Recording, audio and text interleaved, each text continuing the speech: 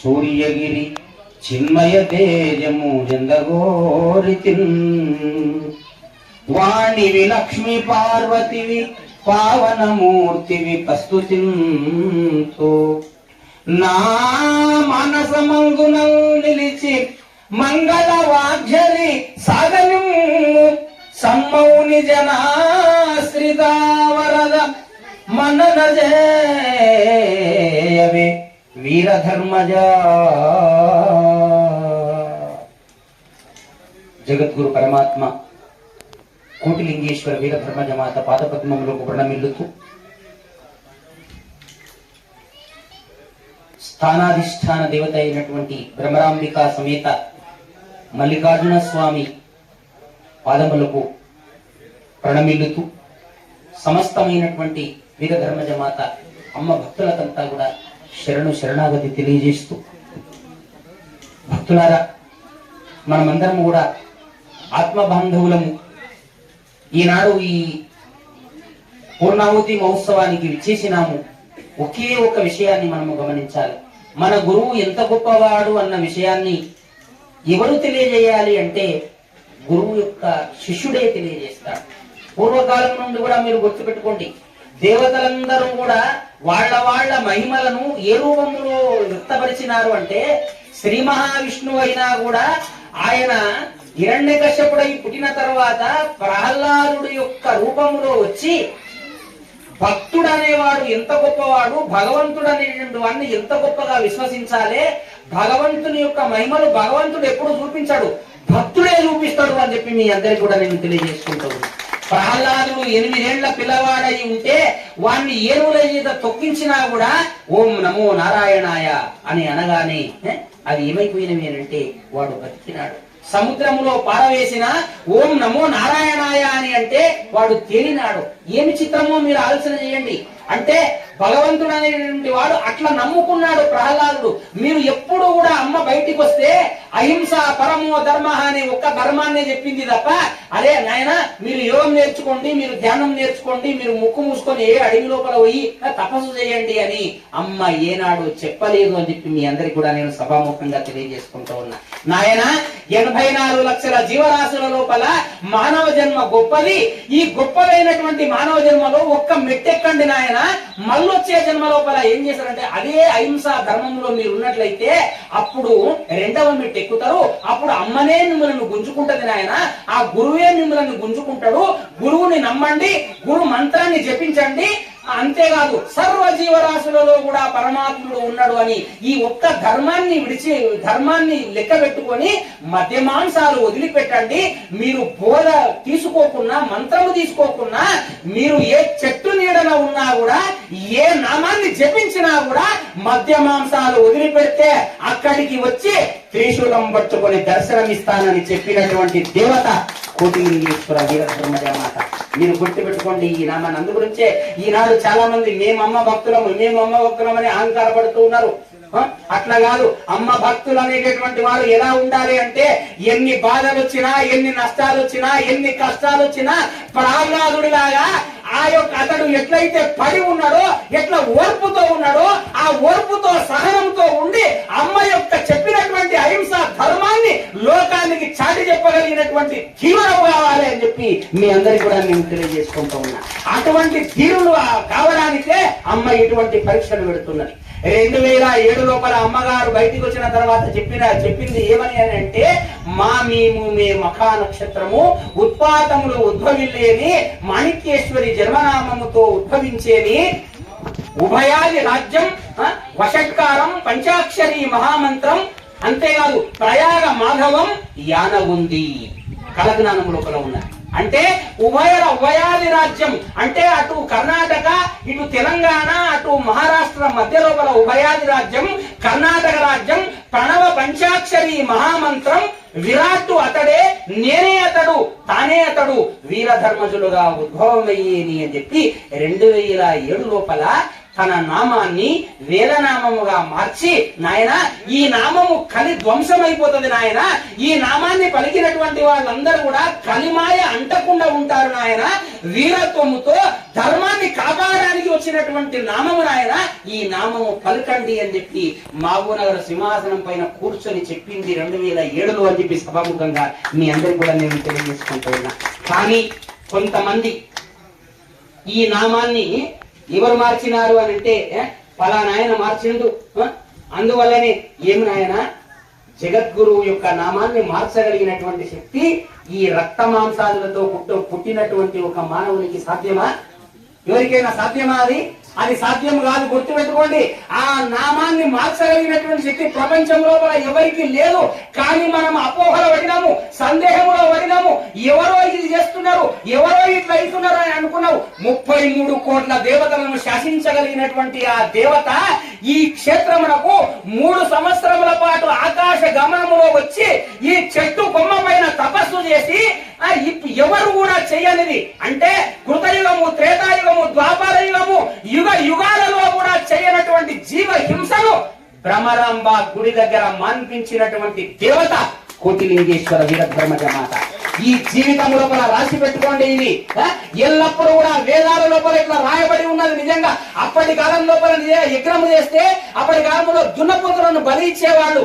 కానీ రాముని పరిపాలన లోపల రాముడు ఆ పని చేయలేదు. ఇప్పుడు ఈ కలియుగములో కూడా ఎన్ని అహింస పరమో ధర్మ అని తాను ఆచరించి జీవితాంతం పాటు నాకు అన్నమొద్దు, నీరొద్దు, పండొద్దు, ఫలమొద్దు, నేను ఈ యొక్క ధర్మము కొరకే నేను పుట్టిన ఈ ప్రపంచాన్నంతా కూడా అహింస లోపల నేను, అహింస మార్గం లోపల నేను జీవనం కొనసాగించేటట్లు చేస్తా అని చెప్పి జన్మను మన కొరకు ఇచ్చి సమాధి నిష్టలోకి వెళ్ళినటువంటి దేవత కోటిలింగేశ్వర వీరధర్మజ మాత అని మీ అందరూ కూడా తెలియజేసుకుంటూ ఉన్నా.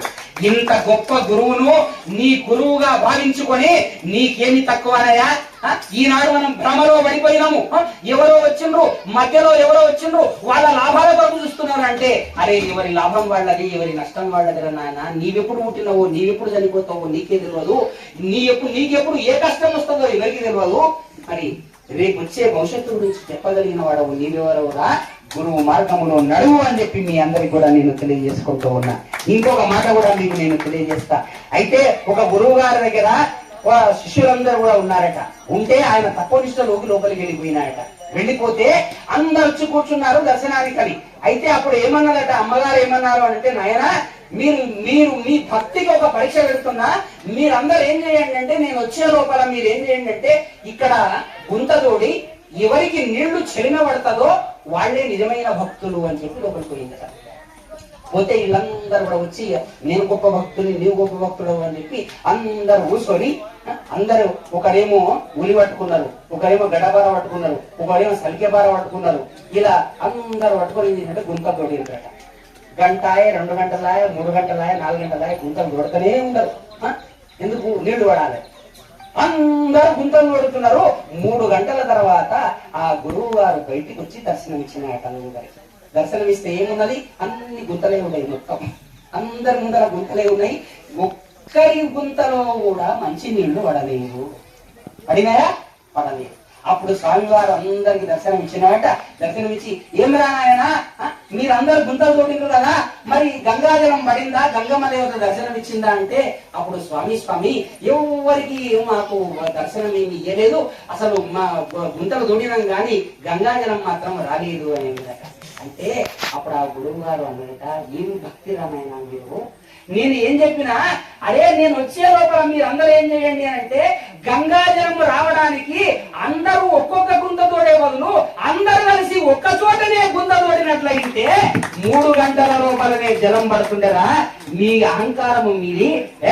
వాని దగ్గరికి నేనెందుకు, నా గుంత నేను తోడతా, నా గుంత నేను తోడతా, నా గుంత నేను తోడతా అని చెప్పి నీ గుంతలు నీవు తోడినవు, నీకు జలము రాలేదురా.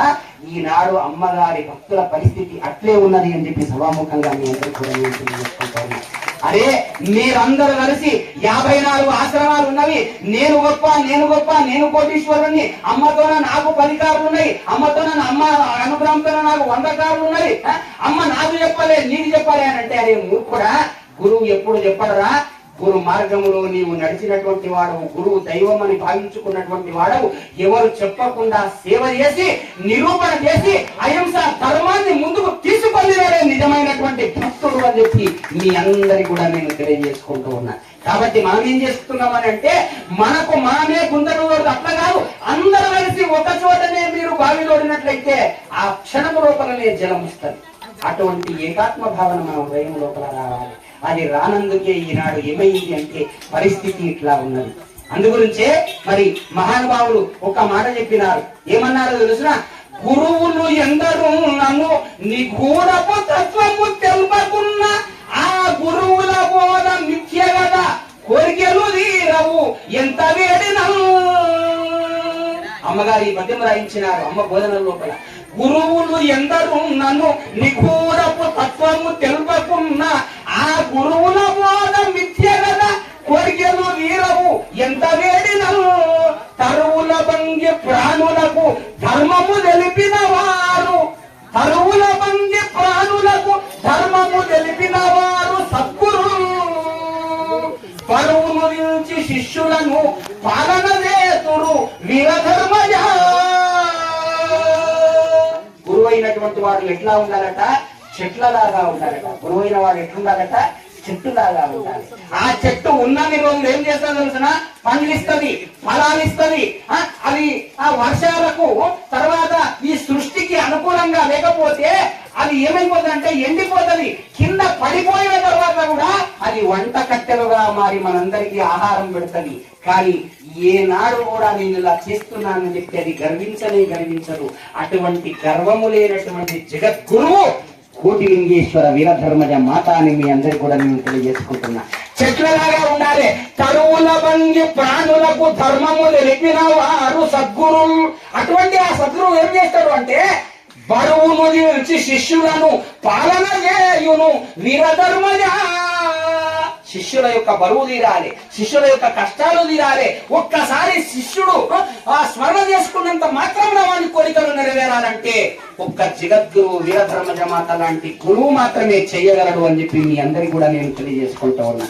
కాబట్టి ఈనాడు ఈ క్షేత్రం లోపల ఇంత అద్భుతమైనటువంటి ఈ అడవి లోపల మీరు గుర్తుపెట్టుకోండి, ఆడ పాలధార పంచదార అని ఉన్నది. సాక్షాత్తు ఆదిశంకరాచార్యుల వారు తపస్సు చేసి అక్కడ ఒక్కసారి స్పృశిస్తే పాలధార పంచదార వస్తే 3 ఏళ్లు అమ్మ తపస్సు చేసి అనుష్ఠానం కొరకు ఒక రోజు నీరు లేకపోతే ఏ పరమేశ్వర అని ఒక్కసారి ఆకాశం వైపు చూసి ఒక్కసారి త్రిశూలాన్ని ఇట్లా యొక్క ఆ కొండకు ఆ రాయికి తగిలిస్తే ఈనాటి వరకు కూడా అఖండమైనటువంటి ధార ఉన్నది, అమృత ధార అని చెప్పి మీ అందరికి కూడా నేను తెలియజేసుకుంటున్నా.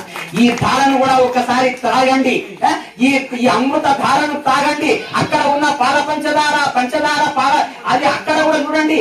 ఆ నీళ్లు ఈ ఈనాడు వీరధర్మజ మాతనే ఈనాడు సాక్షాత్తు పరమేశ్వరుని యొక్క అవతారము అని చెప్పి ఈ యొక్క సుఖాశ్రమం మనకు ఉదాహరణ అని మీ అందరికి కూడా నేను తెలియజేసుకుంటూ ఉన్నా. సుఖాశ్రమం అంటే అంత గొప్పది నాయన, గుర్తుపెట్టుకోండి. ఈనాడు మా మల్కాపురం ఆశ్రమం వాళ్ళు వచ్చినారు, రేపటికి అన్ని ఆశ్రమాల్లో ఉన్నటువంటి వాళ్ళు వచ్చినారు. ఏనాడు ఆశ్రమానికి ఇక్కడికి వచ్చిన తర్వాత ఇక్కడ వచ్చి ఆ చెట్టు దగ్గర ఇంత ఊడిస్తే చాలు, ఇంత ఊడ్చి ఒక పసుపు కుంకుమ ఆ చెట్టుకు రాసి ఒక్కసారి అక్కడ దీపం ముట్టించి ఒక్క 25 నిమిషాలు నీవు ధ్యానము చేసిపోతే సాక్షాత్తు కైలాసము లోపల నీవు జపం చేసిన ఫలితం కలుగుతుంది అని మీ అందరికి కూడా నేను తెలియజేసుకుంటున్నా. చెప్పకుండానే ఈ విషయాన్ని మీ అందరికి కూడా తెలియజేసుకుంటున్నా. నాయన జ్ఞానాన్ని పొందల్లా, సుఖాశ్రమము రండి. సుఖం అంటే సంస్కృతం లోపల ఒకటే ఒక మాట, ఖం అంటే ఆకాశం. గుర్తుపెట్టుకోండి, ఖం అంటే ఆకాశం, సు అంటే సుఖం. ఆ సు తీసేసి దానికి దూ పెట్టండి, ఏమైతుంది? సు తీసేస్తున్నా, దానికి దూ పెడుతున్నా, ఏమైతుంది? దుఃఖం. ఖం అంటే ఆకాశం. ఆకాశములో నీవు ప్రయత్నం చేస్తే సుఖము కూడా ఉన్నది. ఇది అమ్మగారే చెప్పినారు. ఆ సూదీసేసి మీరు దూ పెట్టండి, ఏమైతుంది? దుఃఖమైతుంది. నాయన నేను యానగుండకు వచ్చినప్పుడు నాకు అన్ని కష్టాలే ఉన్నాయి నాయన, పుట్టినప్పటి నుండి నాకు కష్టాలే ఉన్నవి. కష్టాలు ఎప్పుడెప్పుడైతే ఉన్నావో అప్పుడప్పుడు నేను ఏమైనాను అని అంటే ఈ జీవుడు దేవుడుగా మారడానికి పుట్టినటువంటి కష్టాలు కదా, ఈ కష్టాలు కావు అని నేను భావించుకున్నా. కాబట్టి ఈనాడు లింగరూపంలో మీకు నేను దర్శనమిస్తున్నా అని చెప్పినటువంటి మాట వీరధర్మజ మాత అని మీ అందరికీ కూడా నేను తెలియజేసుకుంటూ ఉన్నా. ఈనాడు గురుమార్గంలో మనం అందరం ఉన్నాము. ఇన్ని కష్టాలు వచ్చినాయి, అన్ని కష్టాలు వచ్చినవి, ఇంత బాధలు ఉన్నవి, అంత బాధలు ఉన్నవి అని చెప్పి మనము 10 మందికి చెప్పుకొని బాధపడుతూ ఉన్నాం. కానీ అట్లా బాధపడకండి. అమ్మ అటువంటి వీరధర్మజ మాతనే ఈ మాట చెప్పింది, నాకు ఎప్పుడు కూడా కష్టాలు బాధలు నాకు లేవు నాయన, ఈ శరీరానికి ఉన్నవి కానీ నాకు లేవు అని చెప్పి అమ్మ లింగ దర్శనం చేసుకొని వచ్చినప్పుడు అందరికీ కూడా తెలియజేసింది. కాబట్టి సుఖాశ్రమానికి మీరందరూ కూడా వస్తున్నారు. సాక్షాత్తు అమ్మనే శివుడు, అమ్మనే విష్ణువు, అమ్మనే సర్వస్వము, అమ్మనే జగన్మాత అని భావించుకోండి. ఈ సుఖాశ్రమం అనేటటువంటిది ఏదైతే ఉన్నదో, ఈ ఆశ్రమం అనేటటువంటిది బాగుపడదు అని అనుకోవడం కాదు.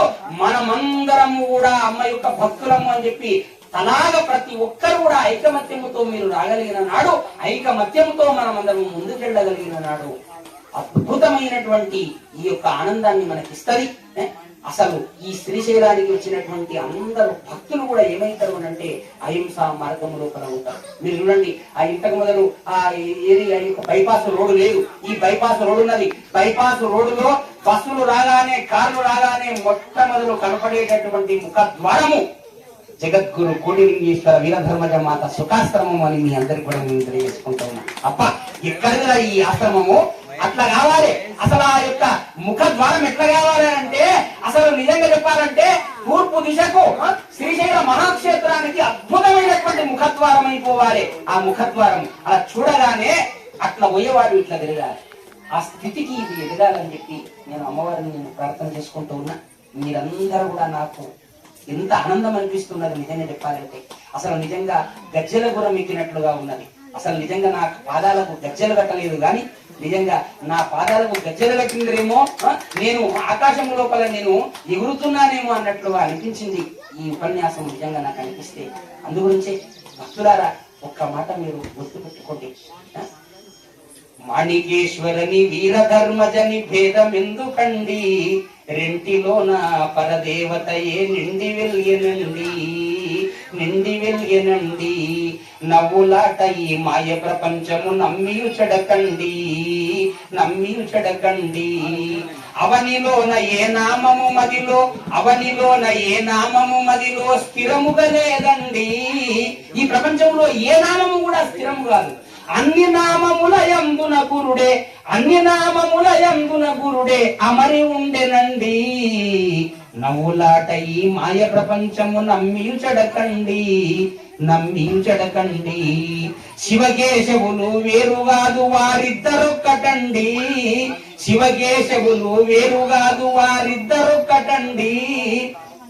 శివకేశవులే గురు రూపం బని నమ్మితే చాలండి, నామరూపములు లేని సద్గురు దేవుడొక్కడండి, నవ్వులాట ఈ మాయ ప్రపంచము నమ్మియు చెడకండి, సూర్యనంది గిరివాసిని అయి సర్వములో నిలిచనండి,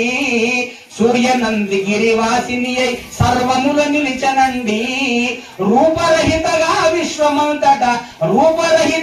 విశ్వమంతటా నిండి వెలిగెనండి, నామరూపములు లేని సద్గురు దేవుడొక్కడండి, నవ్వులాట ఈ మాయ ప్రపంచము నమ్మియు చెడకండి.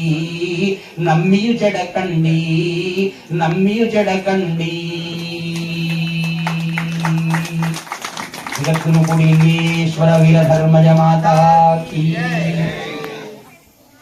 మీ అందరికీ కూడా ఆ పరమ పావని అయినటువంటి గురు వీరధర్మజ మాత ధైర్యము, స్థైర్యము, అహింసా ధర్మాన్ని తెలిపేటటువంటి ఒక గొప్ప శక్తిని మీ అందరికీ ఇవ్వాలి. ఈ సుఖాశ్రమానికి కూడా వచ్చినటువంటి వాళ్ళందరూ కూడా ఆ గది నిర్మాణాలు, ఈ రోడ్డు నిర్మాణాలు దృష్టిలో పెట్టుకోండి. ప్రతి ఒక్కరు కూడా వాళ్ళ వాహనాలు ఉన్నాయి. మా శ్రీనివాసన్న వాహనం ఉన్నది, మా యాదన్న వాహనం ఉన్నది. ఈ వాహనాలన్నీ ఎవరి వాహనాలు కాదు, అమ్మగారి వాహనాలే అని సభాముఖంగా మీ అందరికి కూడా మేము తెలియజేసుకుంటాం.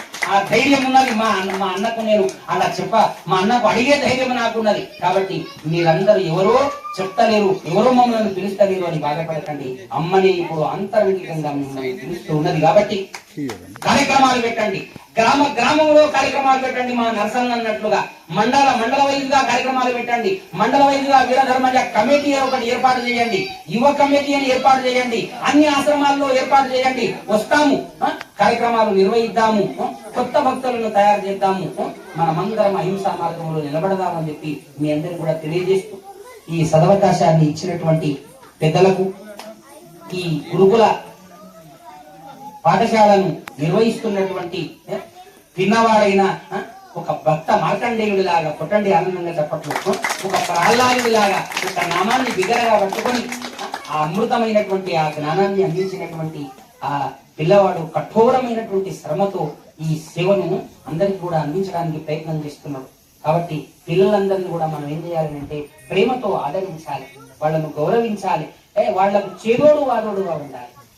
ఉంటే ప్రహ్లాదుడు అంత కష్టపడి హిరణ్యకశిపుడు మరణించిన తర్వాత ఉగ్రరూపం వచ్చిందట. నరసింహస్వామి ఉగ్రరూపం వస్తే దేవతలందరూ కూడా పారిపోయిందట. ఆ ఉగ్రరూపముతో ఆయన కూరలతోన గోళ్లతోన ఆ రక్తము గారుతూ ఉండగా ఉగ్రరూపంతో ఆహాకారాలు చేస్తుంటే 33 కోట్ల దేవతలు ఎవరి దగ్గర పోలేదట. వాయప్ప విష్ణు రూపము శాంతరూపము, ఎందుకు ఈయన ఉగ్రరూపం దాల్చుండు, ఈయన శాంతరూపం ఎట్లయితది అని చెప్పి అప్పుడు లక్ష్మీదేవి నిలిచిందట. ఎవరు నిలిచిందట అన్నయ్య? లక్ష్మీదేవి నిలిచి అమ్మ భర్త మరి శాంతపడాలని అంటే భార్య చేతిలో ఉంటారు. కాబట్టి పోమ్మ ఒకసారి పోయి శాంతరూపం చెయ్యనంటే అప్పుడు లక్ష్మీదేవి కూడా పోయి వణికిందట. సాధ్యం కాలేదట. లక్ష్మీదేవి కూడా వణికి ఇది నాకు కూడా సాధ్యం కాదు, ఇది ఎవరికి సాధ్యమైతది అని అంటే ఆయన కన్న కుమారుడితో సమానమైనటువంటి ఆ భక్తుడికి సాధ్యమైతది. ఎవరికి? భక్త ప్రహ్లాదుడికి. అప్పుడు ప్రహ్లాదుడిని 33 పేర్ల దేవతలు వేడుకున్నారు. వేడుకొని ప్రహ్లాద వెళ్ళు నాయన, వెళ్ళి ఆయన పదాలు పట్టుకో అంటే అంత భయంకరమైన రూపాన్ని 8 సంవత్సరాల బాలుడు ఏమి భయపడకుండా ఒక తండ్రి తొడ దగ్గరికి పిల్లవాడు ఎట్లా పోతాడో పోయి అతడి తొడపైన కూర్చున్నాడట భక్త ప్రహ్లాదుడు అని మీ అందరికీ. ఎప్పుడైతే ఆయన ప్రహ్లాదుడు కూర్చున్నాడో అప్పుడు మామూలు రూపం వచ్చిందట. ఎవరికి? ఆ నరసింహస్వామి.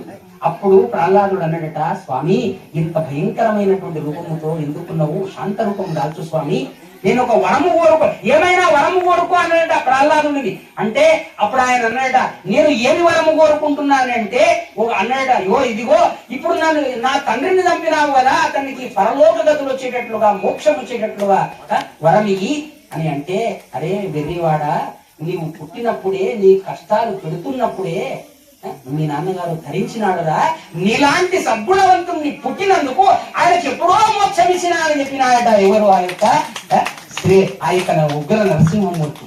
ఆ తర్వాత ఇంకో మాట అన్నట, నాన్న ఎంత కష్టపడావు కదా బిడ్డ, ఏనుగుల చేత తొక్కించినా బాధపడినవు, సముద్రంలో వేసిన చక్క మరి ఇనుప ముండ్లతో పొడిచినా కూడా రక్తాన్ని భరించినావు, నాకు బాధ అనిపించింది నాయన. చాలా సంవత్సరాల తర్వాత నేను వచ్చినాను, చింతవ్యమంగా ఎదిమే మనసే విలంబహ అని అంటాడు భాగవతంలో. నన్ను క్షమించు అని అడిగినాడట. ఎవరు? నరసింహస్వామి. ఇంత ఆలస్యంగా వచ్చినందుకు క్షమించు అన్నాడట. ఎవరిని? ప్రహ్లాదుడిని. ఎంత దయామయుడో ఒకసారి చెప్పడం. ఒక భక్తుడికి దేవుడు ఆ మాట మాట్లాడగలుగుతాడా? అప్పుడు ప్రహ్లాదుడు అప్పుడు అన్నాడట, కృష్ణుడు ఆ యొక్క నరసింహమూర్తి అన్నాడట, ఏమని? ఓ ప్రహ్లాద, ఇది నేను ఎందుకు కొరకు చేసినాను, ఎందుకు ఆలస్యమైనాను అంటే ఈ కలియుగములో ఉన్నటువంటి మానవులకందరికీ కూడా 3 అమృతాలను ఇచ్చిన. ఎన్ని అమృతాలను ఇచ్చినా? నీ ద్వారా 3 అమృతాలను ఇచ్చిన. ఆ 3 అమృతాలు ఏంటో నేను తెలియజేస్తా. ఆ 3 అమృతాలు ఏంటి అని అంటే, మొదటిది నామామృతం. చెప్పండి ఒకసారి. నామామృతం. రెండవది కథామృతం. ఏంది? కథామృతం. మూడవది అహింసామృతము. చెప్పండి. ఏది? ఈ 3 అమృతాలను ఎవరైతే సేవిస్తారో అటువంటి వాళ్ళు అమృత శరీరంలో అవుతారు నాయన. అందుగురించి ఎవరు గురు లీలాలను స్మరణ చేస్తారో, ఎవరు యొక్క గురువు యొక్క కథలను ఎవరైతే వింటారో, ఎవరైతే అహింసా ధర్మములో ఎవరైతే ఉంటారో అటువంటి వారికి మళ్ళా జన్మ లేకుండా చేస్తాను ఆయన, అందుకొరకే నేను ఆలస్యమైన అని చెప్పినాడట మహానుభావుడు. కాబట్టి ఈ 3 అమృతాలు మీకు అందించబడినవి కాబట్టి మీ జన్మ ధన్యమైంది, మనందరి జన్మ అని భావించుకుంటూ ఆ నరసింహ రూపంలో ఉన్నటువంటి ఆ తల్లిని మనము మనసారా మనము స్మరణ చేస్తే ఆమె మహాకాళి కాదు, ఆమె మహాలక్ష్మి లాగా, మహా సరస్వతి లాగా మనకు జ్ఞానాన్ని సంపదను అందించి మనల్ని ముందుకు తీసుకుపోగలిగినటువంటి తల్లి. లేదు నీవు దుర్మార్గుడు అయినవా, ఒక్క నాటికైనా ఆయన మహాకాళి రూపంలో కల దుర్మార్గులను సంహారం చేసేటటువంటి శక్తి కూడా అమ్మకున్నది. కాబట్టి అమ్మ అంటే మామూలు విషయం కాదు, గుర్తుపెట్టుకోండి. ఈనాడు నువ్వు తప్పించుకున్నావేమో, అమ్మ ఏనాడు నిన్ను ధర్మ మార్గం లోపల రావడానికి నిన్ను ఎప్పుడు కూడా నిన్ను శిక్షిస్తూనే ఉంటది అని మీ అందరికి కూడా తెలియజేస్తూ ఇక మహామంగళహారతి కొనసాగింపజేయాల్సిందిగా ఇక్కడ ఉన్నటువంటి ఈ యొక్క బ్రహ్మచారులకు తర్వాత శివశంకర స్వామికి సవినయంగా మనవి చేస్తూ స్వస్తి. జగద్గురు కోటిలింగేశ్వర వీర ధర్మజ మాతాకి